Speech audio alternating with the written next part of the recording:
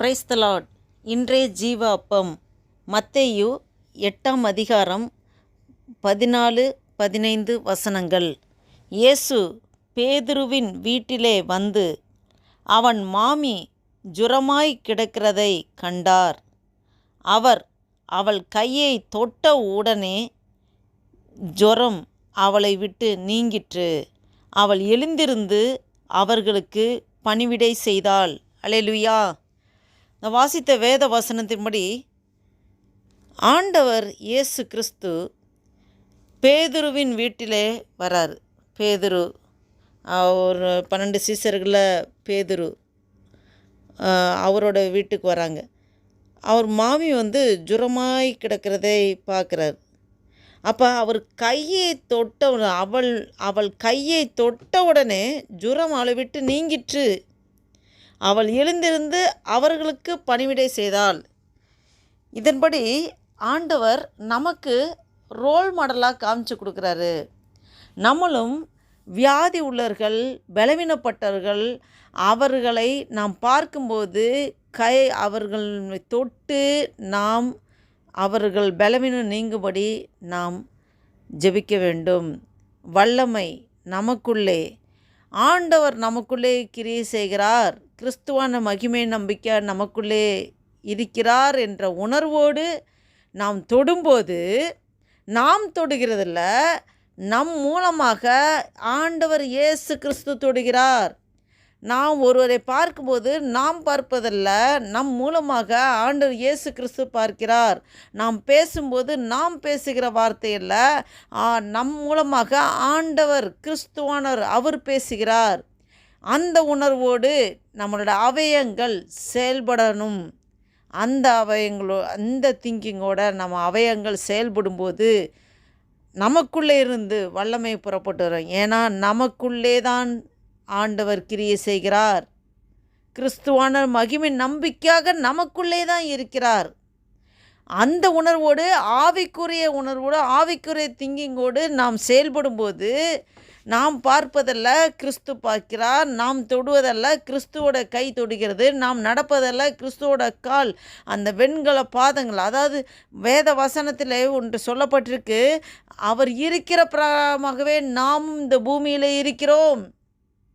அப்போ அவர் இப்போ ஆவி மண்டலத்தில் எப்படி இருக்கிறாரோ அதே பிரகாரம் இப்போ நம்ம ப்ரெசண்ட்லி இந்த பூமியில் நாம் இருக்கிறோம்.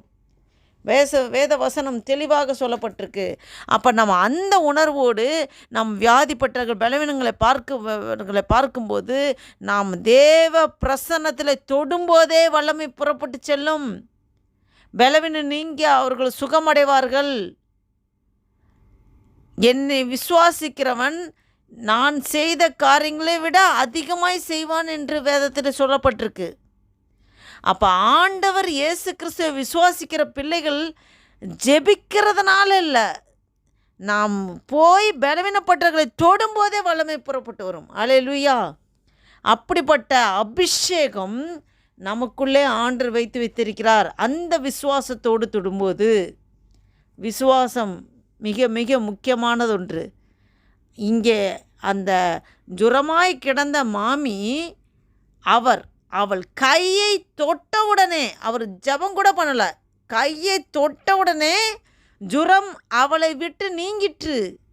அவள் எழுந்திருந்து அவர்களுக்கு பணிவிடை செய்தாள். இது அவர் கிறிஸ்து, அவர் இயேசு அவர் தேவனுடைய குமாரன், அவர் தொட்ட உடனே ஜுரம் நீங்கிருச்சு, நம்ம தொடும்போதெல்லாம் நடக்குமா அப்படின்னு அந்த அவிசுவாசம் இருக்கக்கூடாது. ஆண்டவர் எப்படி அவர் இப்போ இயேசு கிறிஸ்து நம்மளுடைய மூத்த சகோதரன், பிதாவானவர் நம்மளுக்கு அவர் பிதா, நமக்கு அப்பா பிதாவென்று கூப்பிடுகிற புத்திர சுவிகாரத்தை நமக்கு கொடுத்துருக்கார். நம்ம பிதாவனுடைய பிள்ளைகள். இயேசு கிறிஸ்து பிதாவுடைய பிள்ளை, அவர் மூத்த சகோதரன், நம்மளும் பிதாவோட பிள்ளைகள். அப்போ இயேசு கிறிஸ்துக்கு என்ன அதிகாரம் பிதாவானவர் கொடுத்து வைத்திருக்கிறாரோ அதே அதிகாரம் அவருடைய பிள்ளைகளாகிய நமக்கு கொடுத்து வைத்திருக்கிறார்.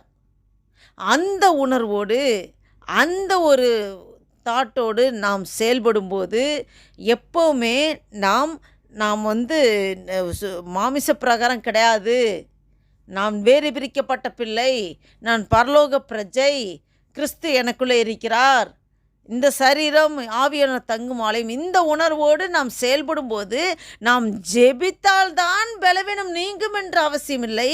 நாம் அபிஷேகத்தில் இருக்கும்போது தொடும்போதே வல்லமை புறப்பட்டு வரும். அல்லேலூயா, ஸ்தோத்திரம். இதை தான் ஆண்டவர் இந்த வசனத்தின் மூலம் நம்மளோடு இடைப்படுகிறார். ஜெபம் செய்வோம். அல்லேலூயா, ஸ்தோத்திரிக்கிறோம் ஆண்டவரே. நன்றி தகப்பனே, இந்த வேத வசனத்தின்படி ஆண்டவரே அப்பா, நாங்களும் ஆண்டவரே எங்களை நீர் விசேஷித்த பாத்திரமாக வைத்திருக்கிறீர். நாங்கள் சாதாரணமான ஆட்கள் கிடையாது, விசேஷித்தமான பாத்திரம் என்பதை அப்பா எங்களுக்கு இந்த வசனத்தின் மூலம் உணர்த்துகிறீர் ஆண்டவரே. அப்பா, நீர் தொடும்போதே அந்த ஜுரம், நீர் தொடும்போதே அந்த மாமிக்கு ஜுரம் அவங்கள விட்டு நீங்கினதே, அதுபோல் நாங்களும் அநேக பலவீனமானவர்களை பார்க்கிறோம், வியாதிப்பட்டவர்களை பார்க்கிறோம். நாங்கள் இந்த வல்லமையோடு ஆவியானவரே நீர் எங்கள் சரீரத்தில் ஆண்டவரே அப்பா ஸ்தோத்திர கதை ஆவியானவர் அப்பா தங்குகிறதுக்கு எங்கள் சரீரமே ஆலயமாக இருக்கிறது என்ற உணர்வோடு, கிறிஸ்துவானர் மகிம் நம்பிக்கையாக எனக்குள்ளே இருக்கிற அந்த உணர்வோடு, அந்த அபிஷேகத்தோடு பலவீனப்பட்டகளை நாங்களும் தொடும்போது வல்லமை புறப்பட்டு போகும் என்று விசுவாசித்து நாங்களும் தொடுவதற்கு அப்பா இந்த ஊழியத்தை செய்வதற்கு ஆண்டவரே அப்பா என்னை முழுவதுமாக அர்ப்பணிக்கிறேன் என்று இந்த வசனத்தை அப்பா இந்த இதை கேட்டுக்கொண்டிருக்க ஒவ்வொருவருக்கும் அந்த அர்ப்பணிப்பின் ஒரு எண்ணத்தை ஊற்றும்படியாக ஜெபிக்கிறோம் ஆண்டவரே. நன்றி தகப்பனே, நீ அப்படியே சேவக்காய் ஸ்தோத்திரம் ஆண்டவரே. ஆசீர்வதிங்க, பலப்படுத்துங்க அப்பா. அந்த புதிய நாளில் உடைய புதிய கிருபை நான் நிரப்புகிறேன். ஸ்தோத்திரம்.